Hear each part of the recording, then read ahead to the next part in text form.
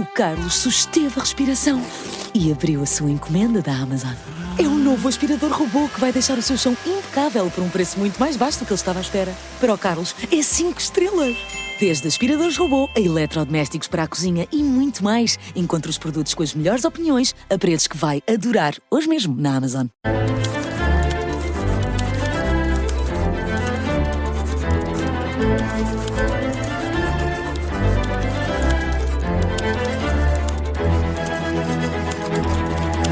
Começa agora o Português Suave na Rádio Observador. É por aqui que falamos de coisas que nos inquietam na nossa língua portuguesa, sempre com o Marco Neves. Muito bem-vindo, como é que estás, Marco? Viva, Marco, como Está estás? bem, cá estamos. E agora já não para episódios de dúvidas, como tivemos nas últimas 2 semanas. Foram bastante esclarecedores. Foram? Espero que sim. Eu acho que sim, eu acho que são sempre, não é? Recebemos mais dúvidas, não é? Sim, fomos recebendo, entretanto, mais dúvidas e temos uma novidade que eu acho que é muito boa para os Por causa nossos disso, ouvintes. precisamente, a culpa é deles. É. Então, nós agora, o que é que Explica-nos lá, vamos fazer, Marco? Nós recebemos tantas dúvidas que decidimos, aqui na Rádio Observador, criar um novo episódio semanal do Português Suave, que será às quartas-feiras. Quartas-feiras, depois das 4h30, e depois também fica disponível em podcast. É um episódio mais curtinho, cerca de entre 5 e 10 minutos, Para em falar que, em que falamos de não é? dúvidas, Vamos só de ter- dúvidas. Até porque nós temos tantas para desbastar que se Tem não de fosse ser. assim, iríamos estar ali sempre a não responder aos nossos ouvintes, que não é isso que nós É o queremos. nosso presente de Natal tardio, mas que Tardio chega a antecipado. tempo. Ou antecipado, também pode ser. Vendo desse trisma. Já no Natal 2025. Vamos a isto Entretanto, então. vamos a mais uma semana, Marco. Começamos com a língua nas notícias. Então, Marco, de que é que nos trazes hoje? É mais do que uma hoje, não é? Eu queria, para começar, queria falar hoje da palavra parabéns porque, desculpem lá, mas a minha mulher faz anos hoje. Então E por pronto, isso temos de dar os tinha de dizer parabéns. Parabéns, claro. Mas o governo não me deixou, portanto não posso falar dos parabéns porque com a dissolução do Parlamento e com as eleições nós acabamos por ter de falar disso. Não é? Se é claro. a língua das notícias, não há outra opção. Esta é a grande notícia da semana. Eu comecei por pensar que ia falar de moção de confiança, mas depois acabamos por chegar à dissolução e por isso eu gostava de olhar só para a palavra dissolução e depois falar da origem da palavra eleições ou eleição. Também até maio temos tempo para falar sobre Vamos tudo. falar muita coisa, sim. Mas pronto, dissolução, não vou dizer qual é a origem, só queria lembrar que nós temos aqui uma palavra que usamos para coisas muito diferentes. Nós usamos dissolver açúcar em água, por exemplo, ou dissolver o Parlamento. E eu sei que é uma coisa óbvia, mas é curioso como nós conseguimos usar a mesma palavra para coisas tão diferentes e o nosso cérebro não se atrapalha. Nós fazemos isto com muitas. Esta foi só uma que me lembrei por causa do que aconteceu esta semana. E esta é uma das razões pelas quais às vezes as pessoas perguntam-me, já recebi essa pergunta, quantas palavras existem em português? Ou quantas palavras é que as pessoas sabem? Nós sabemos milhares de palavras. Muito mais do que... Eu às vezes ouço alguém dizer nós hoje em dia só usamos 700 ou só usamos 1000. É mentira. Na verdade, nós usamos com muito mais frequência umas quantas do que outras, mas isso é assim em todas as línguas, mas usamos milhares e milhares de palavras. Quando os linguistas se põem a contar, chegam a 10, 15, 20 mil palavras de uso comum. O problema é que depois começamos a pensar, então, dissolver é uma palavra? É uma palavra, mas quer dizer coisas tão diferentes. Na verdade, para o nosso cérebro aquilo funciona quase como 2 palavras. Portanto, o que nós temos são milhares e milhares de ligações entre um sentido e um grupo de sons, um conjunto de sons. Mas esse conjunto de sons pode estar ligado a vários sentidos e, no fundo, são 2 palavras. E depois o que é curioso é que nós podemos ir para outra língua e temos o mesmo 2 sentidos que em português são a mesma palavra, com palavras diferentes, e é por isso que a tradução às vezes é difícil. Isto, a maior parte dos ouvintes vão dizer, então, mas é óbvio, só que às vezes também é bom apontar para o óbvio, porque é uma das formas de vermos... Pensar um bocadinho nisto, não é? Como a língua é muito... ou seja, não é propriamente arrumada de forma lógica, um sentido, uma palavra, nós temos isto tudo bastante desarrumado. E o contexto é importantíssimo. Pois, o contexto é importante e ainda há poucos dias estava a responder uma dúvida que não foi aqui no Português Suave, mas no Instagram, onde sabem que às Onde vezes... recebes imensas Sim. dúvidas. E estavam a perguntar, uma brasileira estava a perguntar como é que os portugueses, porque os brasileiros não usam o verbo gostar para fazer pedidos. Eles não dizem gostar, quer dizer, usam o verbo gostar, não usam o pretérito sentido, imperfeito. Não usam o pretérito imperfeito. Eles, em vez de dizer gostava de um café, dizem gostaria de um café. E estavam-me a perguntar, e eu fiz um vídeo sobre isso, mas como é que os portugueses entendem quando alguém está a pedir usando o verbo gostar no pretérito imperfeito? Então o contexto é tudo, não só para isto, mas para quase tudo. Não há... Um brasileiro também pode perfeitamente chegar a um café e dizer que queria um café, que está precisamente no mesmo tempo que gostava, e ninguém se vai atrapalhar. Pode ouvir uma piadazinha, não é? Mas... Claro, não se livra dessa. E há quem faça dessa piada títulos de livros, não é, Marco? Mas isso, já falámos aqui. Queria, já não quero. Comprem o livro do Marco Neves. Entretanto, tudo isto, dissolução do Parlamento, nós vamos para eleições. Isto leva-me também a pensar, Marco, qual é a origem da palavra eleição? A origem não é muito, como é que eu ia dizer, surpreendente, não é daquelas origens que eu vou dizer, vem do persa e passou, não vem do latim. Não é assim nada de extraordinário, mas é curioso pensar que vem de heligo, que foi uma palavra latina, era parece o nome de um artista, heligo.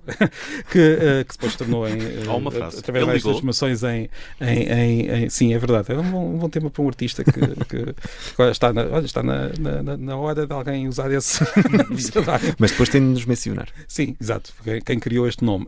Mas vem ali de duas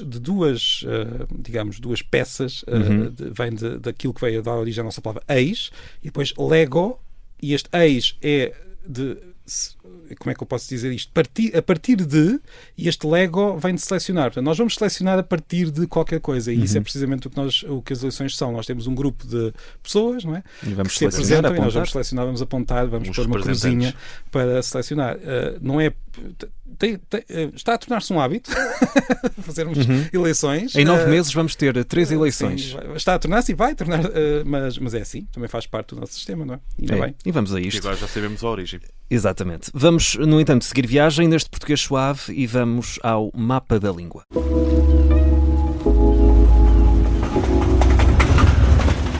Esta semana, Marco, queremos saber onde é que vamos, alguma região do país, para onde é que nos vais levar? Não vou levar a nenhuma região do nosso país. Então.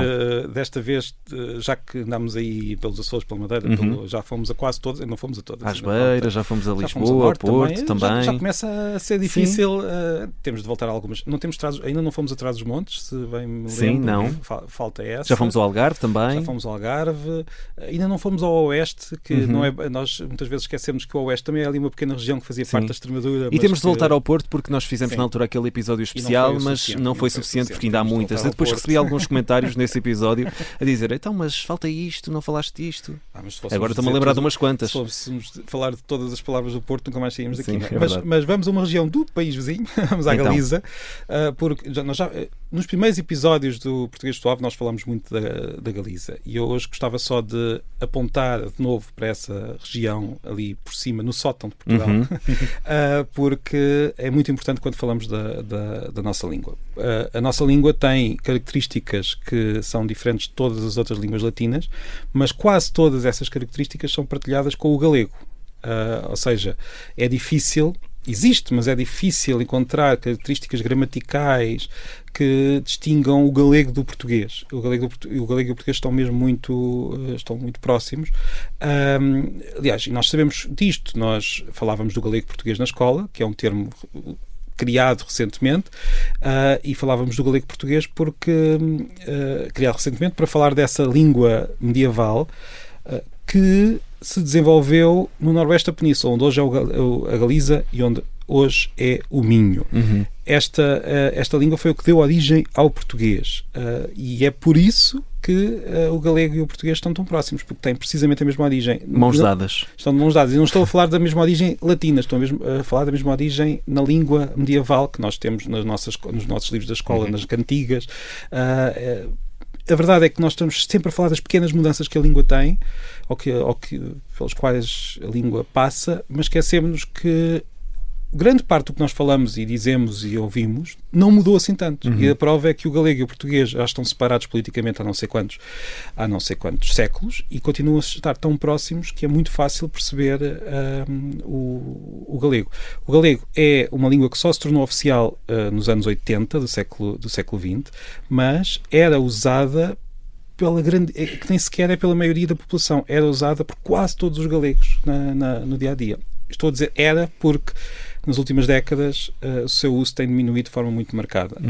Hoje já será usada habitualmente apenas por metade da população, mas todos a compreendem e todos aprendem na escola, todos os galegos aprendem na escola, e para um português é particularmente interessante ir à Galiza e olhar, por exemplo, para a toponímia. A toponímia da Galiza é exclusivamente em galego. Ou seja, existem nomes em castelhano, mas esses nomes não são oficiais. Por exemplo, o nome de uma rua na Galiza é sempre rua, com acento, ao contrário de cá em Portugal. Não é caia, é rua. O nome daquela cidade bem lá no norte da Galiza não é La Corunha, como nós dizemos em Portugal, curiosamente. É A Corunha. Como se fosse em português, a Corunha, com o nosso artigo. Há nomes de terras galegas tão interessantes como, eu penso que já falei disto há muitos episódios, Os Milagres do Medo, mesmo assim em português. Em português, em galego. Isso dava um ótimo livro. Os Milagres do Medo dá um ótimo livro. Já existe, não sei. Não sei, algum galego pode, ou algum português. Se alguém quiser roubar. Vão roubar e vou fazer o lançamento nos Milagres do Medo, que é uma terra muito pequenina. Se falarmos com pequenina, mas podemos lá fazer um lançamento. Se falarmos com um galego, nós vamos ter uma dificuldade que é a fonética. Eles falam de forma bastante diferente da nossa no que toca à fonética, principalmente nossa aqui do Sul. Mas se passarmos isso, vamos ver que as palavras são as nossas. Tanto que há alguns galegos que consideram que ainda é a mesma língua e que apenas tem um nome diferente e algumas características uma língua muito diferentes. próxima, não é? Há aqui uma proximidade. Ou é uma língua muito próxima, tão próxima que se confunde, muitas vezes, ou é duas variedades da mesma língua. Alguns galegos defendem mesmo isso. Pronto. Eu hoje gostava só de ir à Galiza porque eu sei que também tem muitos galegos, há muitos galegos que nos ouvem aqui ao Português Suave. Um abraço para todos. Sim, para todos os galegos. Portanto, este programa é internacional. É muito. Não sabes que nós temos pessoas a ouvir-nos da Suíça, na França, em vários pontos do globo, que são portugueses e alguns se calhar nem são, Macau e que nos ouvem. Exatamente. Portanto, por isso hoje temos de fazer também este mapa por aí pelo mundo fora, não só em Portugal. E pronto, só para terminar há algumas expressões que são muito populares cá em Portugal que os galegos usam no dia-a-dia. Quais é que são? Por exemplo, usar jantar para falar do almoço. Eles chamam ao almoço de jantar, que é uma coisa que em Portugal também se faz em algumas regiões ainda, e usar a palavra auga. Em vez de usar, a auga? Exatamente com aquele i tudo ali no meio. Os galegos fazem muito isso. Portanto, no fundo, é o português do norte. Só que neste caso não é no norte, mas está no sótão. No sótão, como tu disseste tão bem. Vamos seguir, vamos em frente e vamos para o nosso último segmento, mitos e origens da língua.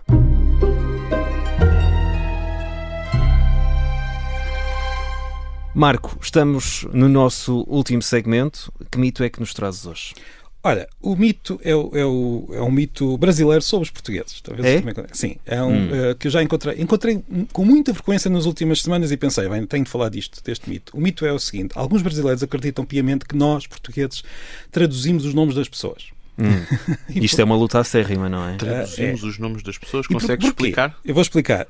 Os brasileiros notam ali um pequeno uso que nós realmente temos, que eu já vou dizer qual é que é, e de repente passam ou seja, não são os brasileiros todos. Alguns brasileiros, como nós também fazemos, pegam nisto e consideram que todos os portugueses fazem, ou melhor, que nós fazemos isto com todos os nomes. E estou a falar dos nomes dos reis britânicos, Isabel II e Carlos III. Os brasileiros não traduzem os nomes destes dois reis monarcas britânicos e nós traduzimos, de facto, nas notícias. E a questão é que é praticamente a única diferença. De resto, os brasileiros e os portugueses fazem precisamente o mesmo. E o mesmo é, nós não traduzimos os nomes das pessoas que estão vivas, em geral, com exceção do rei, do Carlos, mas traduzimos os nomes dos papas, traduzimos os nomes das personagens históricas, traduzimos os nomes que estão na Bíblia, traduzimos alguns nomes, não traduzimos a grande maioria. E é precisamente isso que acontece no Brasil também, tanto cá como lá. Portanto, é um mito que leva a que alguns brasileiros acreditem que neste ponto nós estamos muito distantes, quando na verdade nós fazemos exatamente o mesmo que eles. E mais ainda, os próprios reis britânicos, os brasileiros, traduziam até a rainha Isabel II. A partir daí é que, por algum motivo, deixaram de o fazer. E não é verdade que nós andemos aí a chamar ao presidente dos Estados Unidos Donaldo. Donaldo era muito bom. Nada disso. Nós simplesmente fazemos isso com os reis britânicos por razões de tradição. Às vezes acontecia isso, mas era quase em brincadeira. Sim, nós fazemos isso em brincadeira muitas vezes, é verdade. Mas estou a lembrar-me quando Roger Schmidt era treinador do Benfica, era o Rogério Schmidt. Sim. Sim. E os brasileiros também farão isso, certamente. Mas é mito. É mito. Nós não traduzimos os nomes das pessoas em geral, com algumas exceções, precisamente como no Brasil e nos outros países todos. Os nomes da Bíblia todos se traduzem.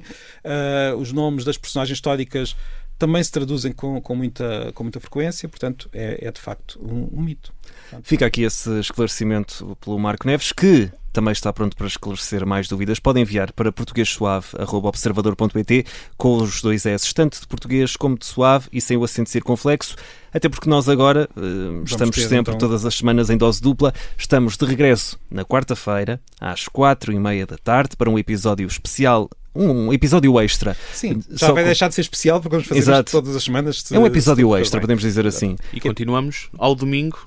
Exatamente, aqui na antena da Rádio Observador e sempre em podcast. Exatamente, a pessoa se não puder ouvir na quarta-feira, pode sempre ouvir no podcast. Então, exatamente. Até quarta. Até quarta, Marco. Um abraço.